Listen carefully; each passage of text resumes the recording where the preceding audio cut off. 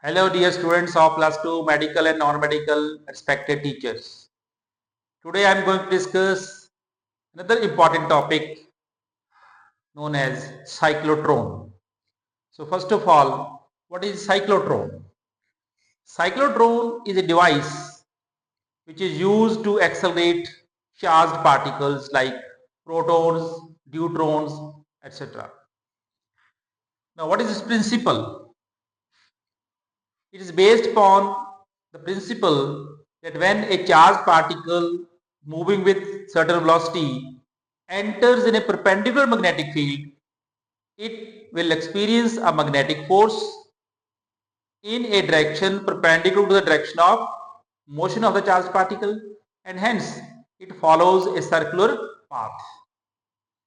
The frequency and time period of revolution of the charged particle is independent of radius as well as speed of the charged particle, and this charged particle can be accelerated to a sufficient velocity and hence kinetic energy by passing it through a region of an oscillating electric field again and again, so that it attains sufficient energy before striking the target. Then what is its construction? Cyclotron consists of two metallic D-shaped evacuated chambers known as Ds D1 and D2. This is simple diagram of cyclotron D1 D2, which are enclosed in a chamber C, steel chamber C, and these Ds are connected to high frequency oscillator which can produce potential difference of the order of 10 raised to 4 volt at a frequency of the order of 10 raised to 7 hertz. These Ds are placed with their diametric edges parallel with some separation between them, as shown in this figure. The charged particles which are to be accelerated are kept in this region at point P, and these Ds are held between two pole pieces of an electromagnet, so that magnetic field is perpendicular to the plane of the Ds. Then here is a two plates E and F to take the charged particle, accelerated charged particle out by applying electric field between plates E and F. So this is brief construction of cyclotron. What is its working and theory, how it works, and what are the main formula used for cyclotron. First of all, when these Ds are connected to high frequency oscillator and the oscillating electric field is switched on, so that the polarities of D1 and D2 gets reversed at every regular interval of time depending on time period of oscillation, frequency of oscillation of the oscillator. Now when the charged particles held at P, say positive charged particle may be proton or neutron. Now at any instant when D1 is at negative potential, this positive charged particle or positive ion will move towards D1 with some speed, gain some speed, and enters D1. Now as soon as it enters D1, it comes under the influence of perpendicular magnetic field, which is perpendicular to the plane of the D, directed inward in this case, in the directed inward of the board. Then by principle of cyclotron, it will experience magnetic force which provides centripetal force, and hence it follows a semicircular path in D1.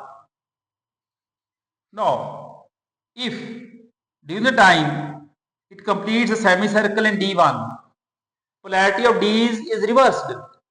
When it just come out of D1, that is, now D2 becomes negative, D1 becomes positive. So it comes out of D1 with more speed. It gains speed and enters D2 with more speed, and hence follows a circle, semicircle with larger radius, because radius depends upon velocity. And this process continues. This process continues as soon as when particle comes out of any D, polarity of D is reversed and particle gains speed, gets accelerated, follows a semicircle of large radius, and this process continues. But this process will continue only if time taken to complete the semicircle is equal to half the period of AC, half the period of high frequency oscillator. So BQB, magnetic force, must be equal to mv square by r, or r is equal to mv by bq, or v is equal to bq r by m. Now, time taken to complete semicircle is given by t is equal to pi r by b, circumference of semicircle over b, or t is equal to pi by b. Substitute the value of r, mb by bq, bv cancels, so pi by b by q by m. So q by m is known as charge to mass ratio. So we can see pi is constant. If magnetic field is uniform, q by m is constant. So t is constant. It is time taken to complete the semicircle remains constant. And if we adjust this time equal to half the time period of high frequency oscillator, then as soon as it will come out of D1, polarity of D will be reversed and it will be accelerated again and again. So as a result, it goes on accelerating every time, gaining speed, gaining kinetic energy, and ultimately when it attains sufficient speed, it is taken out with the help of these plates E and F. If plate E is negative, plate F is positive, by applying electric field, so it flies out tangentially and strikes the target. I repeat, the only condition is time taken to complete the semicircle is independent of the speed and radius of the circle, and it must be equal to half the period of high frequency oscillator. Clear? So suppose V naught is equal to maximum velocity acquired by the charged particle. By a charged particle or positive ion, R naught is the maximum radius of the semicircle. Then we can find its maximum kinetic energy, same formula. So centripetal force mv naught square by r naught for the highest radius circle, bq v naught, or v naught is equal to bq r naught by m, or kinetic energy maximum will be equal to half mv naught square. So half m, so this is v square, m cancels, so kinetic energy maximum will be half m v square q square r naught square by m. And if t is the time period, the t by 2 must be equal to t, and capital T is equal to 2 pi m by b. So it means for this cyclotron to get the charged particle accelerated continuously, time taken to complete a semicircle must be equal to half the period of its high frequency oscillator. Our frequency is given by 1 by t, or that is bq by 2 pi. Angular frequency is given by 2 pi nu, or bq by m. This is called cyclotron frequency. Nu is called cyclotron frequency, omega is called cyclotron angular frequency. Nu is also called magnetic resonance frequency. So in this way, we can accelerate charged particles to a very high kinetic energy and high velocity. Clear? Then what are the limitations of cyclotron? So, number one, ions cannot move with a speed beyond a certain limit. The charged particles or ions which are being accelerated with the cyclotron cannot acquire a velocity beyond a certain limit. So there is a limit, because when velocity increases and mass of charged particle given by m naught upon under 1 minus v square upon c square, if velocity is very large, when velocity becomes large, mass increases with the increase of speed. Therefore, T is equal to pi m by v cube. When mass becomes more, it will spend more time in the semicircle to cover the semicircle.